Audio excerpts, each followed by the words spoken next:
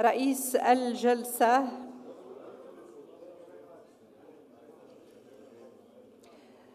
الجلسة ما قبل الأخيرة السيد أحمد طاهري جوطي. السيد أحمد طاهري جوطي يلتحق بنا لتسيير هذه الجلسة ما قبل الأخيرة، وشكرا لكم.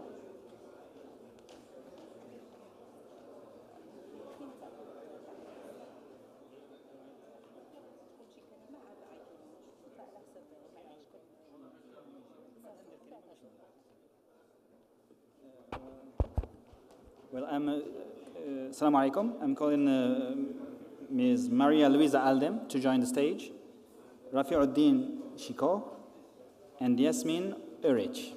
Thank you.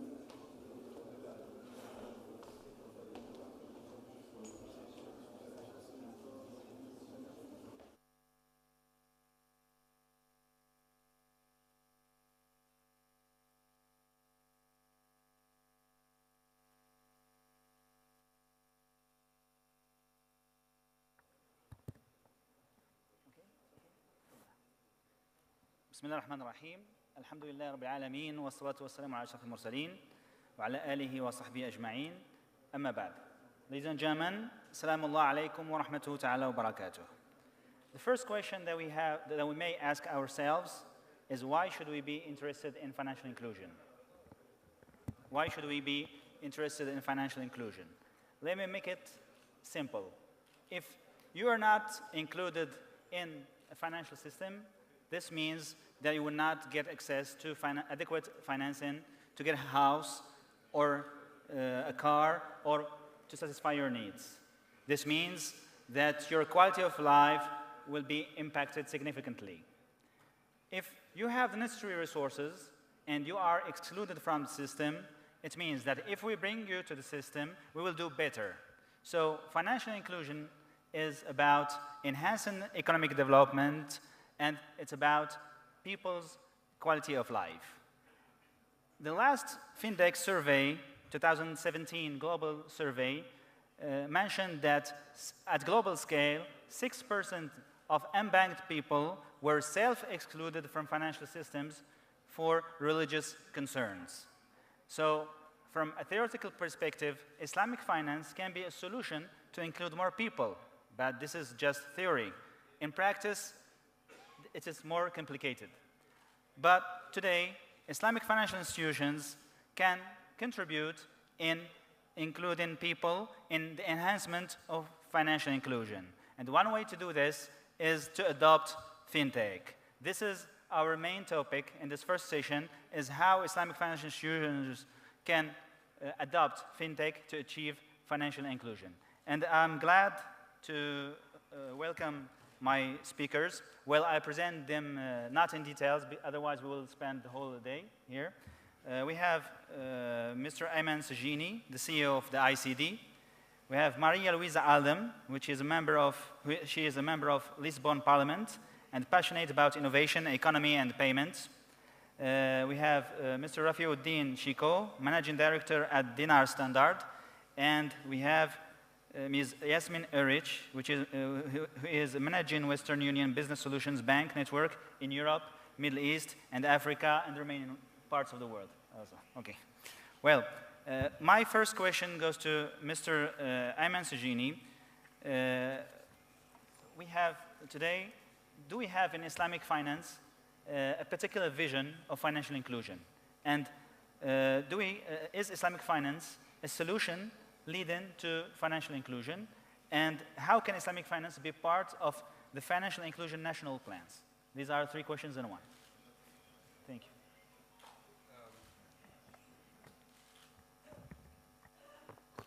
Okay. So the financial inclusion that we have thought about in so many different ways, the simple financial inclusion that is known to the world now is through our phones. Basically, you have all of your mobile phones, and everybody has an app of his bank, and from their locations, they don't need to go out from their distant locations. They don't need to go to a branch. And that is one way of including or considering the inclusion of some of them. The second one is, for example, the extreme case that we have whereby a product called Brave. And in Brave, we have the financial inclusion of fragile state or states that are, and that usually could help them by getting 3 financial institutions supporting a same client or evaluating one client. In this way, even during wars, all the 3 financial institutions agree into how to fund an SME or even a microfinancing during difficult times. The third one, what we have done, is Brave Women, where we realize that usually women get mostly affected by fragile states or states that are in war, and by having basically financing products that specifically cater to their businesses and focuses on their business needs, because sometimes they're the mostly affected ones. Thank you. I still have a second question for you, Mr. Sajini. It's about replicating conventional modes of financial inclusion. Can we today in the Islamic finance industry replicate the conventional modes of financial inclusion? I don't see any reason why we cannot, because all the products that exist in the conventional products usually are more or less traditional, also Sharia compliant in my opinion, and always been the case. It only gets to the point where it doesn't become Sharia compliant. I always tell people that I love drinking water, I love to drink juices and everything else like normal people do. But once it gets to alcohol, that's my limit. That's exactly the same way how I see banking and finance. So traditional banking and Islamic finance is exactly the same for me in everything. We are in line together, and that's the normal human evolution throughout history, that we have the same thoughts and same ideas. But then we stop once it gets to the point where it's abusive or unethical, or it goes to the point where even the current traditional banking have actually figured out that they don't want to continue doing the same products or structures, and let's say because some of them we find out that they're unethical, and that way it became very popular globally to have what they call ethical investments and ethical banking, because it's becoming more and more be realized of the importance of having those habits, and realizing how important it is for the end user and for the economy and for the social structure. Well, the advantage with Mr. Sajini is that he's very precise and concise. I advise my other speakers to be like him, please, to respect the time, because we have another panel after us. So next question is, we have the chance to have among us 2 ladies outside the industry, but they are international experts when it comes to fintech and digitization. I have one question for you, for both of you. Can you give us an overview of fintech innovation leading to financial inclusions at a global scale? Let me start with Ms. Yasmin, please. Sure, so I totally agree. I think there's...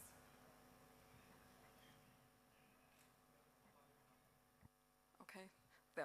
I totally agree. I think we currently experience a very strong shift from product focus to consumer focus. So innovation is not always the solution. We have to really understand the customer's requirements and the customer's needs in order to have a successful, innovative product, which can also include people who are currently excluded from those services. So I see that globally, we get to talk to the client more. It's not just about creating a product in marketing or on the product team, but also really going out and understanding the requirements here and building that particular product then to fit those needs. So globally, I would say there's definitely change, but still a lot of work to do, and we are definitely going into the right direction here.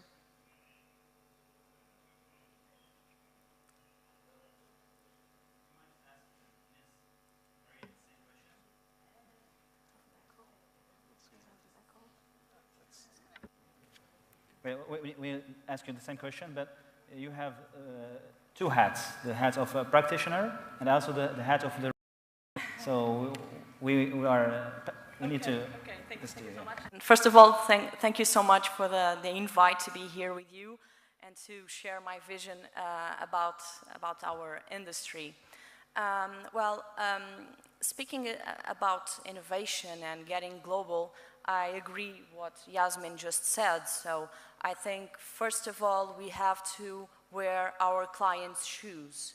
So we totally must look at the younger generations and to understand that nowadays, the younger generations, they look for something to be faster, to be something with less bureaucracy, and something to answer directly their needs without having to speak with several organizations to just deal with that one thing. Because if we look in our perspective for banking and fintechs, this is what we are doing every day. But our client, they don't care about it. They're just looking for a solution for something. So we just need to answer that for them. We have to provide them a turnkey solution so they don't have to be concerned on details about it. So that's the main thing I think our industry must think about it. About getting global, and I would like to add something on that as well, because we have to think that we are here in Marrakesh, but maybe tomorrow we can be in Europe, tomorrow we can be in South Africa. We are must be a mobility solution as well, so we can think on a global scale. So that's the main thing. On a regulatory perspective, you started to start that question as well. I think technology is always in front of regulation, although regulation can be a starting point to connect the other, the stakeholders, so to connect banks and fintechs to be more competitive, but still not breaking down the industry, so to not disconnect everything. So regulation is important, not to be too much regulation that will just, vanish everything, but just enough in order to provide some kind of organization. And that's what we've done in Europe recently. European Union just settled some standards for banking and fintechs to cooperate, just one under one unique regulation, that it's PSD2. And we have also GDPR, that's complementary in terms of sharing data of our customers. And this is allowing banks to connect themselves with open APIs, and regulators are also open to start sandboxes in order to fintechs and banks can cooperate and not just breaking down the market. So the future is to cooperate, for sure. Thank you for this insight. What I understand that today, when we start a digitization process, it's not only about technology. We don't have to focus on technology. We don't have to forget that, first of all, we need to satisfy the customer's needs. This is the first insight. Second insight is that, for the regulatory process, it is here to protect those consumers and to make things more sound. Thank you very much. Well, I move to Mr. Rafiuddin. I'll ask the same questions, but I'll add Islamic. What about Islamic fintech? How it is doing? Bismillah ar-Rahman ar-Rahim, and peace and greetings to all. So the perspective I bring as a research and advisory firm that's been focusing on the global Islamic economy and the Muslim consumer market, I think it's a good transition from your point about focusing on the end consumer end needs first. So I have an opportunity, I don't know if we have the chance, but to share with you our latest study on mapping the landscape of Islamic fintech worldwide today, especially that are front-end facing. And so the first and foremost thing when we put the Islamic angle is, if I put the consumer aspect of that, is to understand that consumer dynamic. And today, this consumer of the, let's say, the Islamic inclined financial customer base is demographically one of the youngest in the world. Their technology adoption is some of the highest in the world when you look at markets like Indonesia, Turkey, and so forth. When you look at in terms of the needs from a social, financial inclusion, and if I may broaden that scope to be social needs, social impact needs, which is very well articulated, covered by the SDGs. Some of the biggest needs are from these markets. So I think, technology, I think we're very well articulate, especially from a global context point of view. And even the technology part, we have to really identify what are those tools, but ultimately, we talk about artificial intelligence or mobility or the use of big data, but for what purpose, right? So I think the purpose is front and center. And so from that point of view, when you look at the Islamic consumer market, or even then the retail market or the corporate finance market, the needs are very strong from a social finance point of view. So today when we mapped the landscape of these Islamic fintech solutions, there were about 93 in our 2018 report, which again, if I have an opportunity, I can share some of those insights. And we looked at that, and a lot of the biggest majority of them were P2P finance, about 14 of the 93 in blockchain, and about 15 in wealth management by category.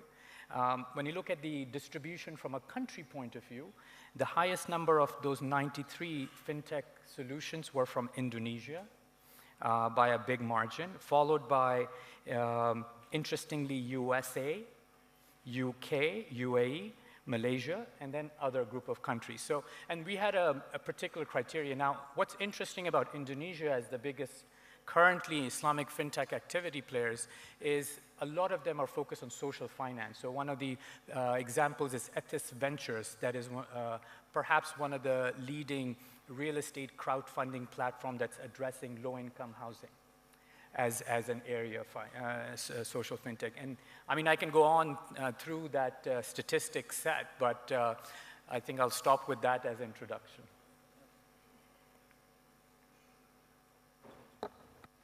Okay, thank you, Brother Rafiuddin. The good thing is that you reassured me. It means that we're not lagging behind. We are doing our best to be, okay, good. Well, I'd like to come back to a concept that was discussed by our two ladies, which is a collaborative model. How can we bring fintechs and incumbents, existing players, to cope together? Of course, today, in all the all the financial systems today, we find that financial authorities are protecting, if not overprotecting, incumbents. So, for fintechs, they are, I would say, obliged to cope with those incumbents in order to evolve and to reform the financial services. So, in your point of view, the question is for our three panelists, and Mr. Ayman, if you have any additional comments on that, also, how can we build a collaborative model that gathers both incumbents and fintechs, and how can we create those ecosystems? Maybe Brother Rafiuddin will talk about Islamic fintech ecosystems, where we can gather all these people in one place. We'll start with maybe with Yasmin. Sure. Thank you. Sorry. Sure. So this is a very good question because unfortunately it's very relevant and a really present challenge. From our perspective, it all begins with the mindset. So people have to be open and willing to change and to work together. So what has to be done here is more collaboration, but from our perspective, it starts with education, right? So if a bank approaches or fintech approaches a regulator and we start talking about blockchain or artificial intelligence and they don't know what it is, then the first human instinct is more likely to be afraid of it, because I really don't know what it is. So the first step would be definitely education and having open conversations and really talking to each other, sitting down and working through it and going into detail what the innovation or the technology really is, what the challenges are, what the opportunities are, and what can be done here. So that's definitely one thing. And then, like you already said, we need to collaborate and we should bring more stakeholders on board. We need to include not just the banks, but also the fintechs, the regulators.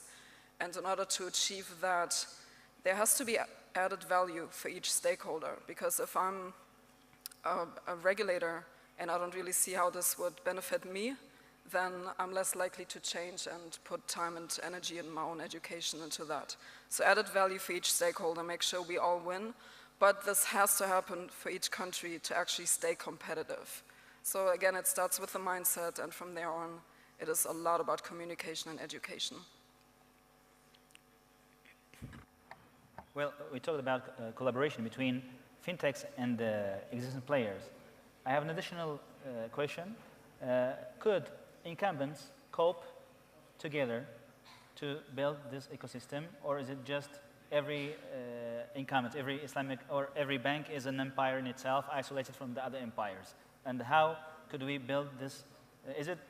Should we build this partnership between incumbents or not, and why? Thank you. Yeah. Well, I think we could, of course, but if you want to look a bit further and look on a global scale, this cooperation on fintechs and banks, it's almost like a survival thing. Because if you look, for example, I always give this example for Alipay. Alipay for me, it's actually a fantastic example on how to position yourself as a company. Alipay started as a payments company, and as the name says, payment. But nowadays, they don't position themselves in payments anymore because payments are just a detail on their solution.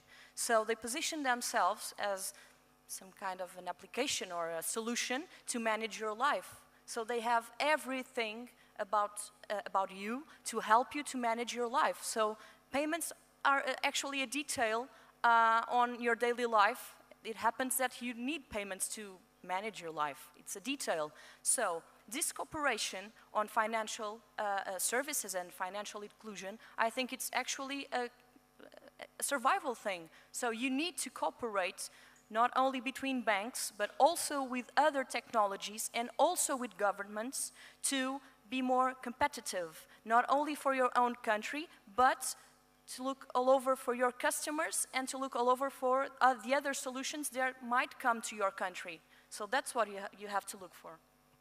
Well, Mr. Ayman, do you have? Yes, the whole idea why we wanted to think as a group, an ICD, to connect all the 100 financial institutions is to speed up the connection and also benefit from each other's technology advancements in one side, because there are some institutions that have advanced themselves very fast and the others haven't, and they could actually learn from them, and by that copy-paste what is the benefit. Another thing that we thought about is also some asset management products that can be cross-sold to each one of them and use the blockchain and maybe ensure that these products are actually comfortable for people to invest in.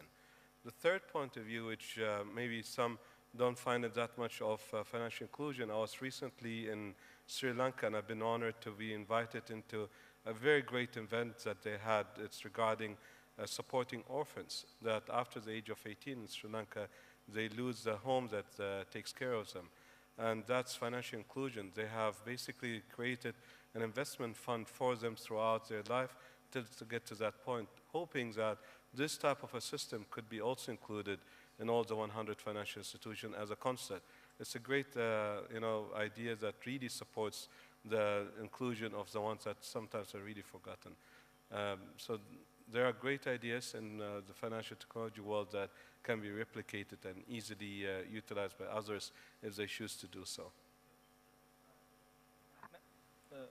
Okay, we will talk about the Islamic. Yeah, well, I don't have to be just Islamic because we live in a global world and you have to have a global context.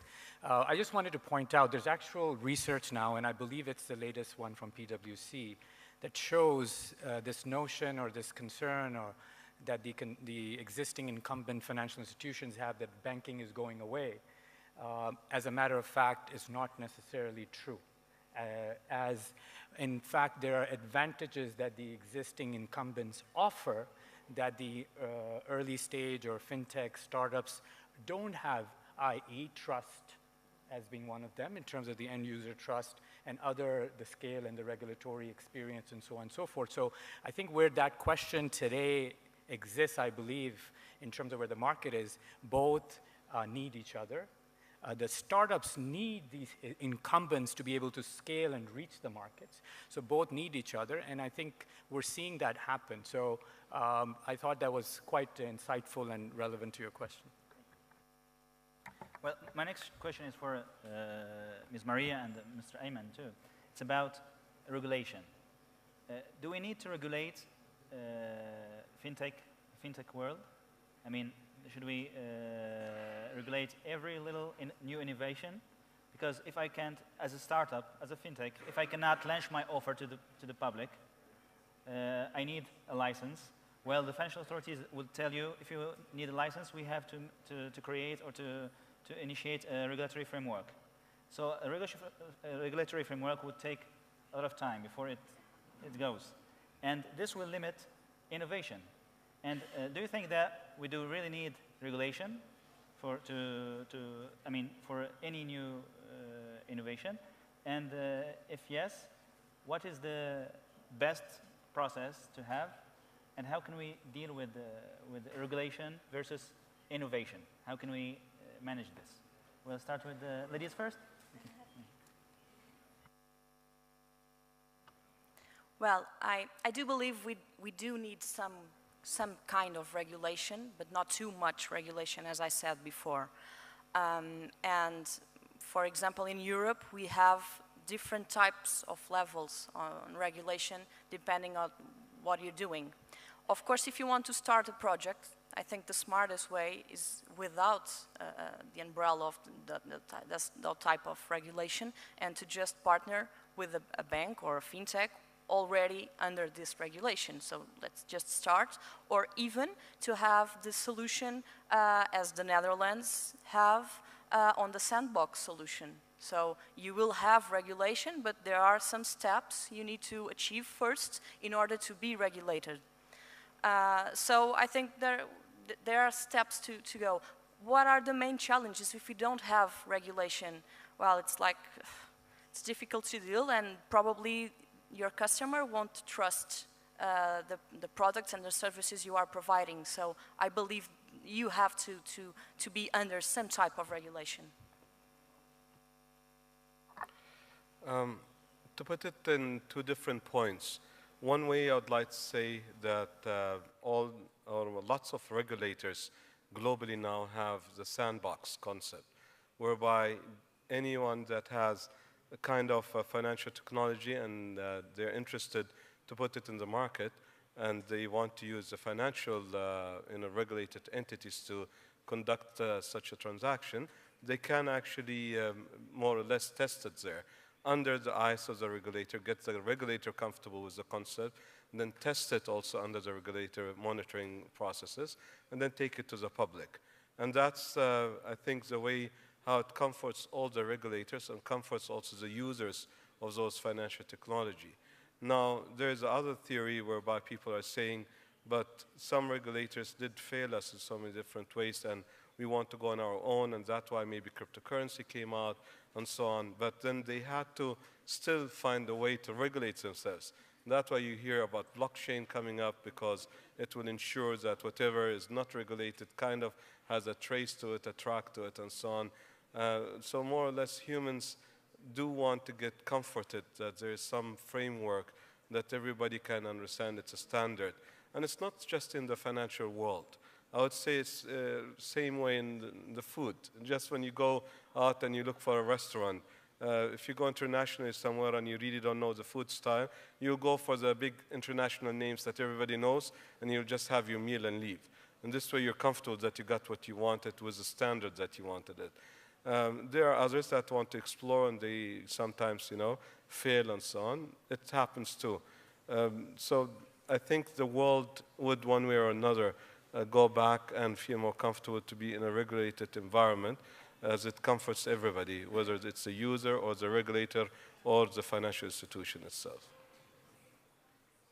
So, where I understand that you are not against regulation, you're with a moderated regulation. Perfect.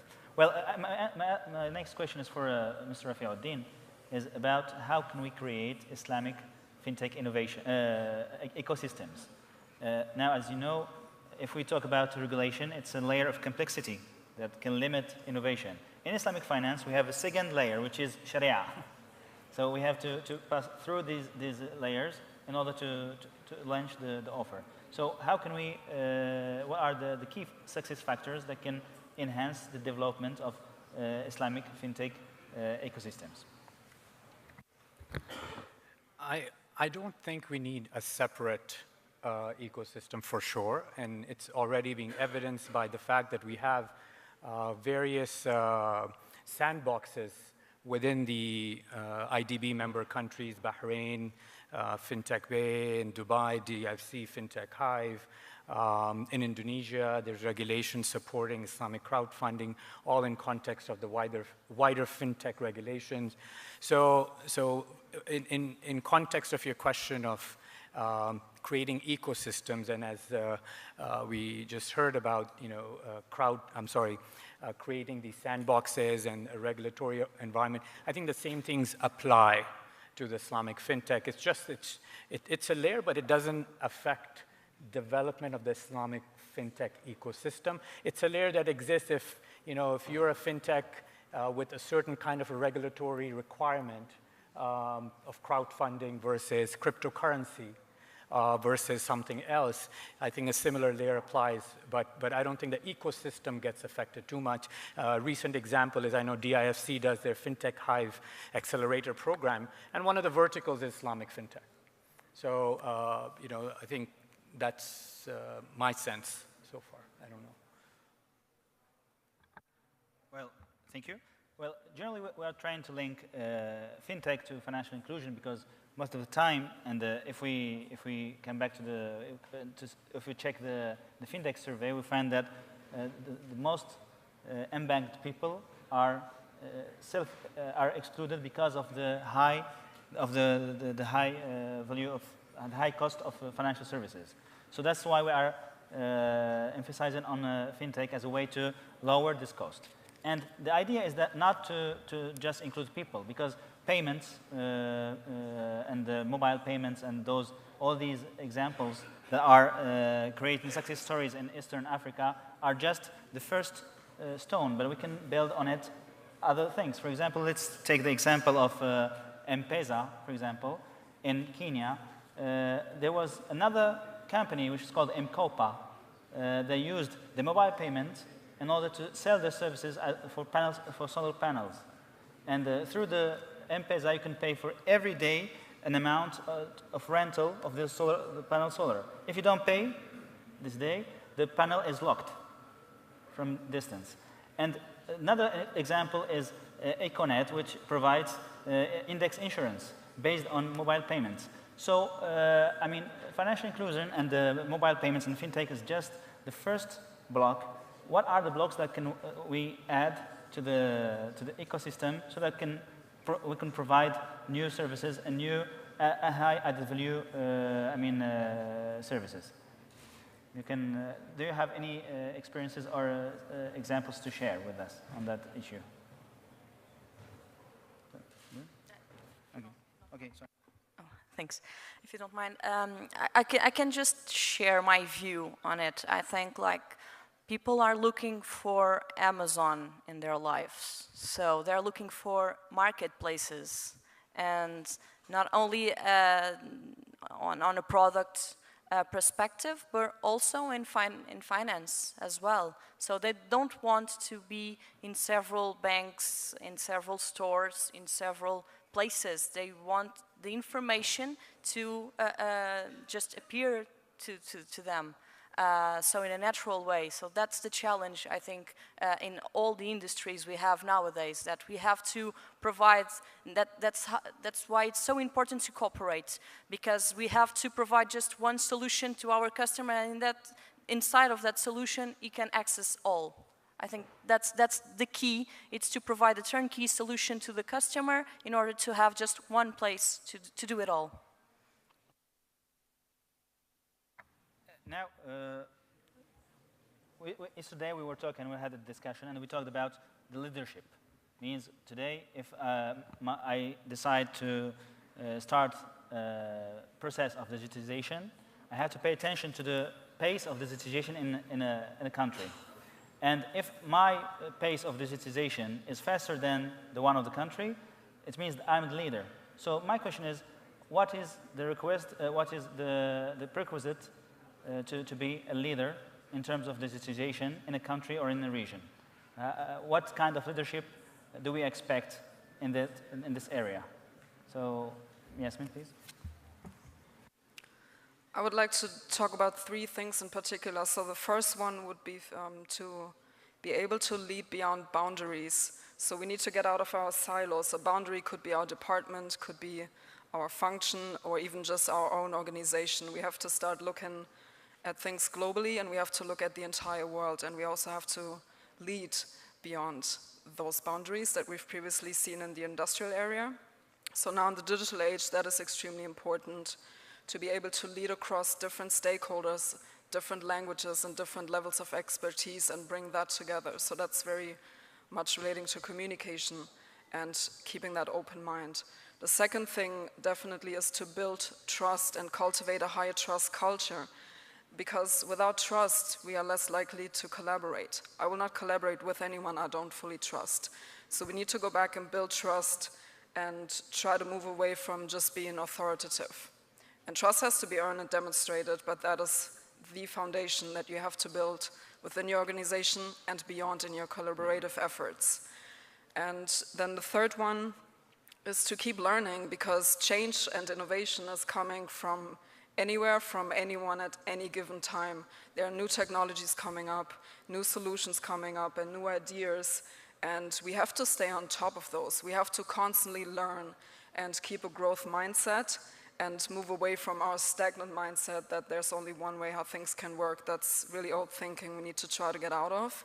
So keep learning, even if you're already the CEO and you have a lot of expertise, keep that, but build on top of that and constantly do that, and also share what you learn. Don't hoard your knowledge to yourself. Also make sure you share and you talk about it. And that's how I think successful leadership looks like now and in the future.